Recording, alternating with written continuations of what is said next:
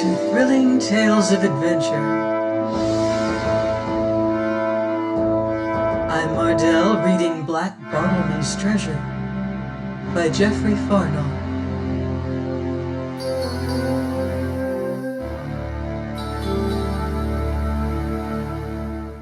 Chapter 34. How I Stood Resolute in My Folly. The day was still young when we reached our habitation, and both of us glad to return, especially my lady. For truly I do grow to love this home of ours, says she, and sets herself to sweeping out her 3 caves. As for me, I was determined on making her an armchair forthright, to the which end I took my saw and set out for Deliverance Sands, there to cut and select such timber as I needed from my store. But scarce was I come hither than I uttered a shout of joy, for there, cast up high on these white sands, lay a great mast and a tangle of ropes and cordage. Drawing near, I saw this for the mainmast of some noble ship, but lately wrecked, wherefore I hasted along the beach and out upon the reef, to see if haply any other wreckage had come ashore, but found nothing to reward my search. Returning to the mast, I saw to my joy that this cordage was all new and sound, though woefully tangled.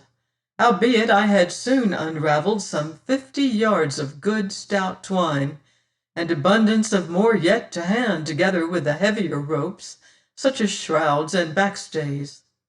Taking this line, I came to that rocky cleft where I had killed the goat, and clambering up the bush-grown cliff, found it to be honeycombed with caves large and small, and with abundant evidences of the animals I sought. Wherefore, choosing me a narrow, well-worn track, I set there a trap formed of a running noose, and this did I in divers other places. Which done, I returned to my labours on the mast, at the which occupation my lady, finding me, must needs fall to work beside me, aiding as well as she might, like the true comrade she was. Thus by late afternoon I had coiled and stowed safely away more good hempen rope and cordage than I could ever want. This accomplished, I found time to praise my companion's diligence, but finding her all wearied out with such rough and arduous labor, grew mighty vexed with my heedlessness, reproaching myself therewith. But she, in all toil-worn as she was, laughed her weariness to scorn, as was ever her way. "Why, Martin," says she, "labour is a good thing, and noble, since it giveth health and strength to both mind and body, and 'tis my joy to share in your labours when I may, and a delight to see how, cast you're destitute of all things, you have contrived so much already. The more I work and the harder, the more able am I for work. So trouble not if I do grow a little weary sometimes." This comforted me somewhat until, chancing to see her hands, I caught them in mine, and turning them, saw those tender palms, all red and blistered with the ropes. And grieving over them, I would have kissed the poor little things had I dared, and indeed came mighty nigh doing it, as she perceived, I think, for she flushed and laughed and drew them from my hold.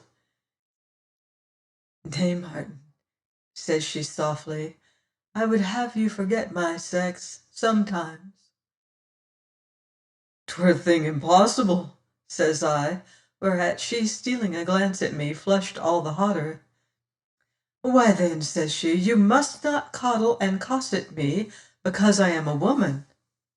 "Never," quoth I, "'tis not my nature to do so." "And yet you do, Martin." "As how?" "Oh, in many ways. These blisters now, why should your hands grow rough and hard, and not mine? Nature hath formed me woman, but fate hath made me your comrade, Martin. And how may I truly be your comrade except I share your toil?" Now when I would have answered, I could not, and turning from her to stare away across the limitless ocean, saw it a gleam through a mist, as it were. "Surely," says I at last, oh, surely never had man so sweet and true a comrade, and I so rude and unlovely, and in all ways so unworthy. But you are not, Martin, you are not. Ay, but I am, beyond your guessing. You that are so pure, so saintly. Saintly! Oh, Martin! And here she laughs, albeit a little tremulously. Surely I am a very human saint, for I do grow mighty hungry and yearn for my supper, so prithee let us go and eat. But on our way we turned aside to see if we had any fortune with my snares. Sure enough, coming nigh the place, we heard a shuffling and snorting, and presently discovered a goat fast by the neck and half choked, and beside her a little kid pitifully a-bleeding. Oh, Martin, cries my lady, and falling on her knees began caressing and fondling the little creature, whilst I secured the dam and mighty joyful. The goat, for all its strangling, strove mightily, but lashing its fore and hind legs, I contrived to get it upon my shoulders, and thus burdened set off homewards, my lady carrying the kid clasped to her bosom, and it very content there, and small wonder. "'Tis sweet, pretty thing," says my lady, stroking its silky hair, "and shall soon grow tame. And here's the beginning of our flock. Our cheese and butter shall not be long a-lacking now, comrade." "You must fashion me a press, Martin." "And a churn," says I. "Nay, I can manage well enough with one of our pipkins." "But a churn would be easier for you, so a churn you shall have, of sorts." This evening after supper, sitting by our fire, my lady, and despite her weariness, was merrier than her wont, and very full of plans for the future, deciding for me what furniture I must construct next, as chairs, too, a cupboard with shelves, and where these should stand when made. "And, Martin," says she, "now that we own goats, I must have a dairy for my cheese-making, and my dairy shall be our larder, aye, and still room, too, for I have been tending our garden lately, and found growing many good herbs and simples. In time, Martin, these caves shall grow into a home indeed, and all wrought by our own hands, and this is a sweet thought." "Why, so it is," says I, "in very truth, but—" "But what, sir?" she questioned, lifting admonishing finger. "There may come a day when we may weary of it. How then?" "Nay, we are too busy."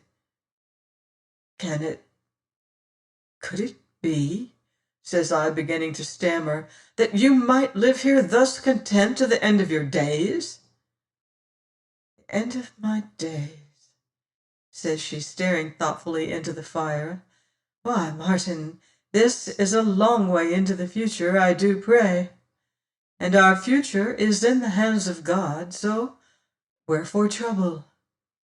"Because I, who have been stranger to happiness hitherto, dread lest it may desert me and leave me the more woeful." "Are you then happy at last? And so suddenly, Martin?" Now this put me to no little heart-searching.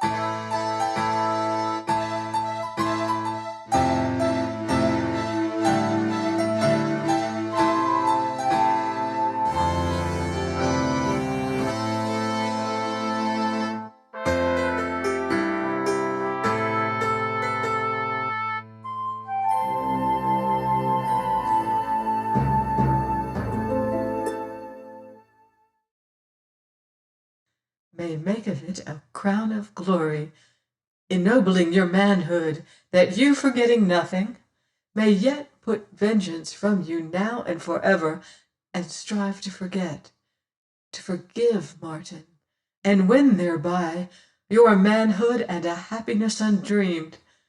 Here she stopped, her bosom heaving, her eyes all tender pleading, and I, oh, deaf and poor blind fool, hearing heard not, and seeing saw naught but the witching beauty of her, and now having her hands in mine, beholding her so near, I loosed her hands and turned away, lest I should crush her to me.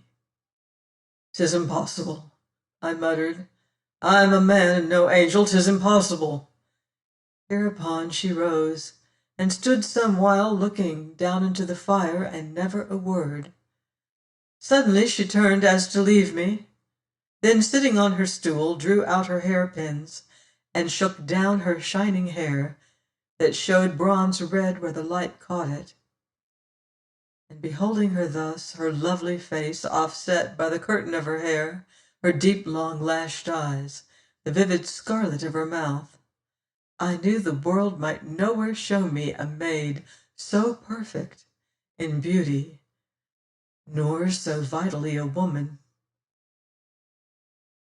"Martin," says she very softly, as she began braiding a thick tress of hair, "have you ever truly loved any woman?"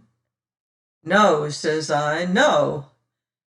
"Could you so love, I wonder?" "No," says I, again enclenching my hands, "no, never." "Why, true," says she more softly, "methinks in your heart is no room for poor love.